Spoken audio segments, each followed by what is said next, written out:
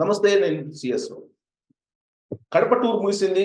జగన్మోహన్ రెడ్డి ముఖ్యమంత్రి తాడేపల్లికి చేరుకున్నారు. కానీ అక్కడ రాజకీయాలు మాత్రం రకరకాల మలుపులు తిరుగుతున్నట్టు కనిపిస్తుంది. అసలు ఏం జరుగుతుంది? షర్మిల ఎందుకు హాజరు కాలేదు ఈసారి క్రిస్మస్ వేడుకలకు?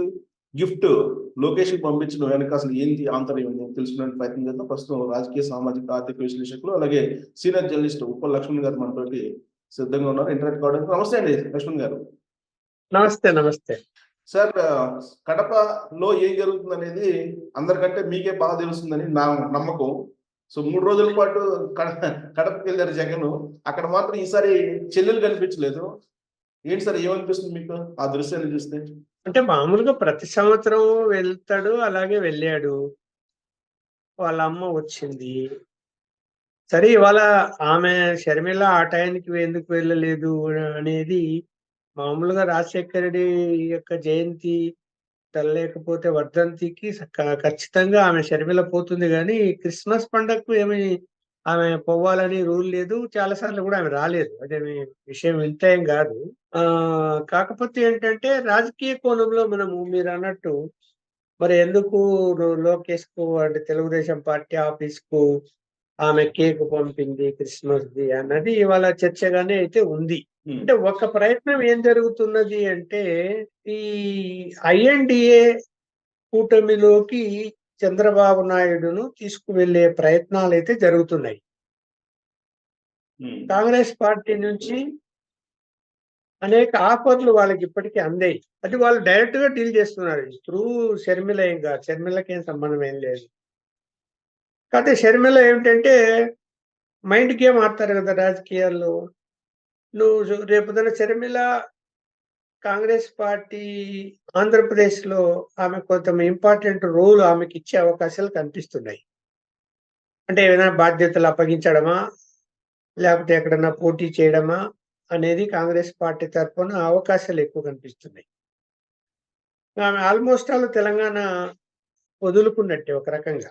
అందువల్ల అక్కడ మరి నిజంగా ఒకవేళ జగన్మోహన్ రెడ్డి గారి మీద ఈమెకు ఇంకా వ్యతిరేకత ఉంటే షర్మిల కాంగ్రెస్ పార్టీ తరఫున పులివెందుల్లో జగన్మోహన్ రెడ్డి మీద పోటీ చేస్తుంది.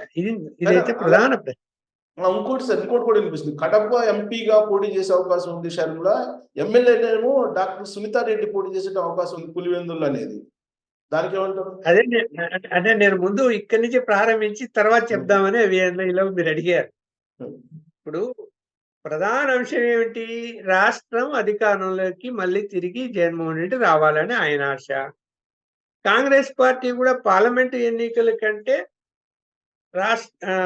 శాసనసభ ఎన్నికల విషయంలోనే ఏదైనా ప్రత్యేక శ్రద్ధ తీసుకునే అవకాశం ఉంది. అక్కడ పార్లమెంటుకు వచ్చే అవకాశాలు ఎక్కడ ఏ పార్లమెంట్ లో కూడా ఛాన్స్ లేదు కాంగ్రెస్ పార్టీకి. అక్కడ ఒకవేళ ఐఎన్డిఏ కూటమిలో చంద్రబాబు నాయుడు చేరితే అప్పుడు అవకాశాలు ఉంటాయి. 1-2 కాంగ్రెస్ పార్టీ తరఫున కూడా సీట్లు కేటాయించే అవకాశం ఉంది, పోటీ చేసే అవకాశం ఉంటది. కానీ నేను ఏం ప్రశ్నిస్తున్నానంటే, నిజంగా ఆమె జగన్మోహన్ రెడ్డి గారిని వ్యతిరేకిస్తూ ఉంటే జగన్మోహన్ రెడ్డిని దెబ్బతీయాలి అంటే ఆమె శాసనసభకి ఆయన మీద పోటీ చేస్తుందా? చెయ్యదు. ఎందుకంటే ఇవన్నీ నాటకాలు తప్ప వాస్తవాలైతే కాదు. ఎందుకు చేయదు? ఇవాళ పరిస్థితి ఏమిటి అంటే గతంలో వాళ్ళిద్దరి మధ్య అస్సలు కారణాలు రాజకీయ కారణాలు కాదు, ఆస్తులు, డబ్బులకు సంబంధించిన అంశాలు. వాటి వలన వాటిని పరిష్కారం చేసుకోలేకపోవడం వలన ఆమె విభేదించింది. వాళ్ళమ్మ ప్రయత్నం చేసినా కూడా అది సాధ్యం కాలేదు. చివరకు సరే వాళ్ళమ్మ ద్వారాను ఇతర కొంతమంది పెద్దలు ఇన్వాల్వ్ అయిపోయి ఆమెతో అలా ఆస్తి పంపకాలు కానీ, డబ్బులకు సంబంధించిన అంశాలు కానీ, వివాదాలు వద్దు, అది ఎప్పటికైనా మంచిది కాదని సలహా చెప్పటం వల్ల జగన్మోహన్ రెడ్డి గారు 6 నెలల క్రితము అన్ని అంశాలు కూడా వాళ్ళిద్దరి మధ్య ఏవైతే ఉన్నాయో అవన్నీ పరిష్కరించుకున్నాడు. ఇది పక్కా సమాచారం. పరిష్కరించుకున్న తర్వాత ఇంకా ఎందుకు ఆయన మీద వ్యతిరేకత పెంచుకుంటుందంటే, ఇప్పుడు ఆమెకు కాంగ్రెస్ పార్టీలో విధి లేదు. ఇప్పుడు ఆమె ఏం ఆలోచిస్తున్నది? తన రాజకీయ భవిష్యత్తు. కాంగ్రెస్ పార్టీ ఏం చెప్తుంది? ఆమెకి ఏదైనా ఒకవేళ ఇక్కడ గెలుస్తుందా ఓడుతుందా తర్వాత సంగతి కానీ ముందు అక్కడ జగన్మోహన్ రెడ్డి గారికి ఏదైనా పోటీగా నువ్వు ఏదో ఒక పని చేయాలని అన్నప్పుడు చేయకపోతే ఆమెకు రాజకీయ భవిష్యత్తు కాంగ్రెస్ పార్టీలో ఉండదు. కొన్ని సొంతంగా సార్ పార్టీ సక్సెస్ కాదు, అది ఫెయిల్ అయిపోయింది.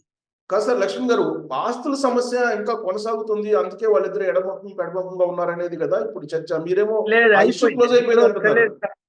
లేదు లేదు క్లోజ్ అయిపోయింది, ఏం లేదు. అది మీరు అది చెప్పేది పరిష్కరించుకున్నారు మీరు జగన్మోహన్ ఖచ్చితంగా రెడ్డి. చెప్తారు, ఖచ్చితంగా మీ దగ్గర ఇన్ఫర్మేషన్ ఉంటేనే చెప్తారని జనరల్ గా మనం తెలుసు. అందుకే మళ్ళీ ఒకసారి మీ దగ్గర క్లారిటీ తీసుకుందామని ప్రయత్నం అంతే. ఇప్పుడు ఒకవేళ ఉంది అనుకుంటే గనక, ఉంది నిజంగా జగన్మోహన్ రెడ్డి వ్యతిరేకిస్తుంటే నా క్వశ్చన్ ఇదే కదా, జగన్మోహన్ రెడ్డి మీద మరి పోటీ చేయమను, శర్మిల గారిని అసెంబ్లీకి ఓడించమను. ఓడిస్తే సీఎం ఎట్లెత్తాడైనా? అడ్డం తిరుక్కోమను, అక్కడ బొమ్మను. పోతుందా? పోదు ఆమె, పోదు, పోటీ చెయ్యదు. ఆ మాట ప్రస్తావన చేయటం లేదా ఆమె. నేను ఆంధ్రప్రదేశ్ రాజకీయాలకు అడుగు పెడుతున్నా, ఎందుకు అడుగు పెడుతున్నా అంటే మా అన్న మీద నేను పోటీ చేస్తా అని అనమను. లేదు, పార్లమెంట్కి మీరు అన్నట్టు పార్లమెంట్కి ఏమైనా పోటీ చేస్తుందేమో అని అనుకున్నా కూడా కడప పార్లమెంట్కి పోటీ చేయమను. చేయదు, అక్కడ కూడా చేయదు. ఈ రెండు చెయ్యనప్పుడు ఇక వ్యతిరేకత ఉన్నట్ట లేనట్ట, నాటకం ఆడుతున్నట్ట లెక్కే కదా. మరి ఎందుకు సార్ ఇప్పుడు క్రిస్మస్ సందర్భంగా ఎందుకు కేక్ పంపించినట్టు టీడీపీకి అలాగే లోకేష్? తెలుగుదేశాన్ని ఐఎన్డిఏ కూటమిలోకి తీసుకొచ్చే ప్రయత్నాల్లో భాగంగా కాంగ్రెస్ పార్టీ ఆడుతున్న మైండ్ గేమ్ అది. ఆమె ద్వారా అలా పంపితే అది పెద్ద చర్చ అవుతుంది, దానివల్ల ప్రయోజనం ఉంటది, జగన్మోహన్ రెడ్డి కూడా సీరియస్ అవుతాడు అని వాళ్ళు అనుకుంటున్నారు. అందువల్ల పంపించారు. అసలు ఐఎన్డిఏ కూటమిలో సార్, ఐఎన్డిఏ కూటమిలో చంద్రబాబు నాయుడు చేరే ఛాన్సెస్ ఉన్నాయంటారా? ఇప్పుడు ఛాన్సెస్ ఉన్నాయంటే చెప్పలేం కదా. ఇప్పుడు పవన్ కళ్యాణ్ బీజేపీతోనే ఉంటూ తెలుగుదేశంతో రాజకీయం చేస్తున్నప్పుడు, అంటే పొత్తు ప్రకటించినప్పుడు, ఇప్పుడు బీజేపీ ఆ తెలంగాణ వచ్చేసరికి ఏమైపోయింది, పొత్తు పెట్టుకుంటామని తెలుగుదేశం ముందుకు వచ్చినా కూడా పవన్ కళ్యాణ్ రాయబారం చేసినప్పటికి కూడా కొన్ని సీట్లు కేటాయిద్దామని అంటే రాష్ట్ర కమిటీ కూడా, తెలంగాణ కమిటీ కూడా పొత్తు పెట్టుకుంటామని చెప్పినప్పటికీ కూడా కేంద్ర నాయకత్వం పూర్తిగా వద్దని చెప్పింది తెలుగుదేశాన్ని. పొత్తే వద్దు తెలుగుదేశంతో. అరే పవన్ కళ్యాణ్ నువ్వు పెట్టుకుంటే పెట్టుకో, లేదంటే నీ సంగతి కూడా ఏంటి అన్నారు. సరే, లాస్ట్ కు ఇది ఎక్కడో చెడిపోయేటటువంటి వ్యవహారం అని ఏదో ఒక 8 సీట్లు తీసుకుని ఆయన దిగాడు. అవన్నీ ఓడిపోతాయని ఆయనకు తెలుసు, అయిపోయింది. ఇక్కడే వద్దన్నారు కదా, అక్కడ పరిస్థితి మరి ఇప్పుడు మళ్ళీ రాయబారం నడుస్తున్నది.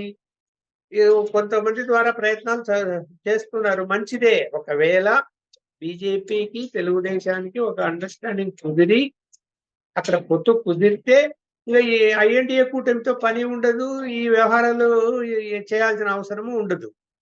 కాకపోతే ఇక్కడ బీజేపీ ఏవైతే అంశాలు లేవనెత్తి, అంటే ఇలా ఉండాలి మీరు మాతో పొత్తు పెట్టుకుంటే అని చెప్తుందో, దానిని అంగీకరిస్తే తెలుగుదేశం పార్టీ మనుగడకు ఇబ్బంది వస్తుందేమో అని కూడా తెలుగుదేశం వాళ్ళు ఆలోచిస్తున్నారు. అందువల్ల అది తెగలేదు ఇంకా. లక్ష్మణ్ గారు, ఒకటి క్లారిటీ ఏంటంటే, ఇప్పుడు తెలుగుదేశం పార్టీ బీజేపీ తోటి పొత్తు పెట్టుకోవాలని ప్రయత్నం చేస్తుందా, లేదా బీజేపీ తెలుగుదేశం తోటి పెట్టుకోవాలని ప్లాన్ చేస్తుందా? ఇప్పుడు బీజేపీకి అవసరం ఏముంది చెప్పండి, వాళ్లకు 0 ఆంధ్రప్రదేశ్ లో. పార్లమెంట్ సీట్లు రావు, అసెంబ్లీ సీట్లు రావు, వాళ్ళేం అధికారంలోకి అసెంబ్లీ సీట్లు తీసుకొని వచ్చేది అవకాశం లేదు. ఒకవేళ ముగ్గురు కలిస్తే కనీసం ఒక 3-4 పార్లమెంట్ సీట్లు వస్తాయేమో అని ఆశిస్తారు, అంతవరకే.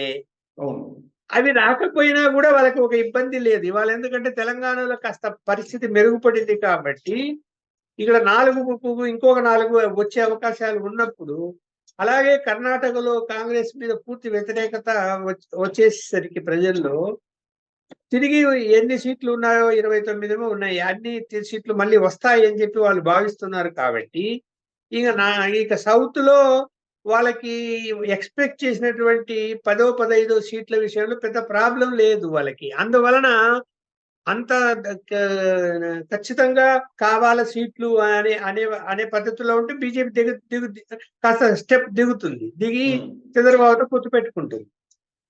అది తేలుతుంది ఇప్పుడు ఇంకా ఈ వారంలో. ఎందుకంటే అమిత్ షా 28న హైదరాబాద్ వస్తున్నాడు, ఇక్కడ ఆంధ్రప్రదేశ్ అంశాలు కూడా వాళ్ళని కూడా పిలుస్తున్నట్టు సమాచారం ఉంది. ఒక ముఖ్యమైన వాళ్ళని చర్చ జరుగుతుంది. ఏం చేయాలి, ఏంటి, అక్కడ పరిస్థితి ఏంది, ఇక్కడ పరిస్థితి ఏంది అని ఒక వారం 10 రోజులు క్లారిటీ వచ్చే అవకాశం అయితే ఉంది.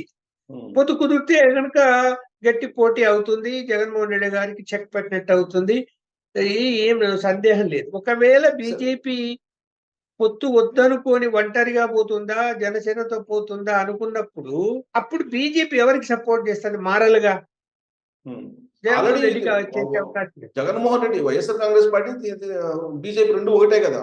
బయటికి మనకు బయటికి కనిపించకపోయినప్పటికీ ఆ రెండు పార్టీలు ఒకటే అనేది అందరూ నమ్ముతున్నారు కదా. ఆ ఏపీ సమాజానికి క్లారిటీ ఉంది కదా.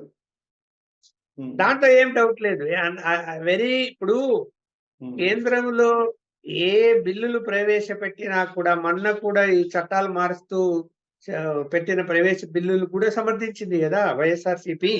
రాజ్యసభలో సమర్థించింది, పార్లమెంట్ లో కూడా, లోక్సభలో కూడా సమర్థించింది. కాబట్టి ప్రతి అంశానికి సపోర్ట్ గా ఉన్నప్పుడు వాళ్ళని కాదనుకొని ఇంకా ముందుకు పోయేది ఏముంటుంది? పొత్తు కుదిరితే కాదనుకుంటారు. జగన్మోహన్ రెడ్డి మీద ఖచ్చితంగా అతను ఓడించే ప్రయత్నాలు చేస్తారు. సమాధాన దండోపాయాలను ఉపయోగిస్తారు. ఎందుకు 4-5 పార్లమెంట్ సీట్లు వచ్చే అవకాశం ఉంటుంది. తెలుగుదేశం గెలిచినా కూడా సపోర్ట్ చేస్తుంది. పొత్తు లేనప్పుడు ఏంటి పరిస్థితి అన్నప్పుడు జగన్మోహన్ రెడ్డికి అడ్వాంటేజ్ అవుతుంది. అడ్వాంటేజ్ అయినప్పుడు తెలుగుదేశం, జనసేన మరి లాక్కు రాగలుగుతుందా? వాళ్ళ యొక్క దౌర్జన్యాలు, వాళ్ళ యొక్క డబ్బు ముందు, అంటే జగన్మోహన్ రెడ్డి గారి దౌర్జన్యాలు, డబ్బు, అధికారం, వాటిని తట్టుకొని ముందుకు రాగలుగుతారా అన్నది కూడా వాళ్ళ చర్చ నడుస్తుంది.